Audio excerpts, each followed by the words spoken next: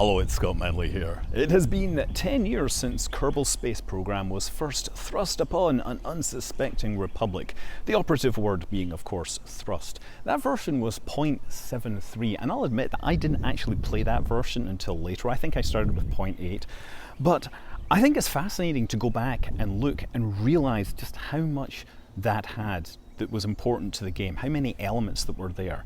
You loaded this up, and of course it had the green Kerbals, which were, well, the titular Kerbals, so to speak. And you could go into the vehicle assembly building and start building your rocket. Now, you had a very limited set of parts, but you had many of the really important pieces already there. You had the capsules, you had the decouplers, you had solid rocket motors, liquid rocket motors, fuel tanks. There was SAS, radial decouplers, and parachutes, right? You had pretty much everything you needed, and fins, yes. Now from there, you could then attempt to fly this to orbit, which was actually ridiculously hard for a number of reasons. First of all, the atmosphere in early Kerbal was incredibly brutal. Like, it was thick like soup, and you would ascend and not pick up very much speed for the first 10 kilometers or so.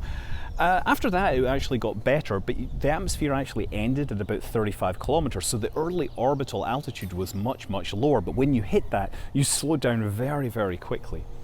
Another reason it was incredibly hard to build a rocket early on was because there was no symmetry.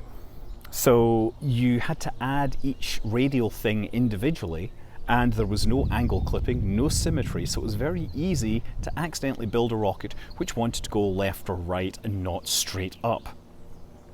Another thing that made it very, very difficult for all but the most dedicated Kerbonauts was a bug.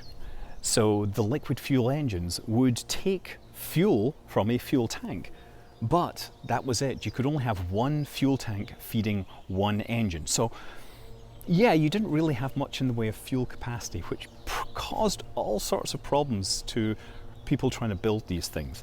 Now, all of these things would get fixed in later versions. By 0.81, you had the symmetry, you had the angle snap, you'd fixed the fuel flow issues, and we were starting to see a much easier game. But that early 0.793, it was important because it came into the world and it got thousands of downloads, and it made the people developing it take it very, very seriously.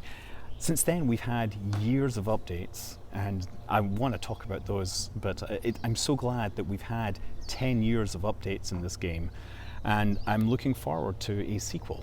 I'm Scott Manley. Fly safe.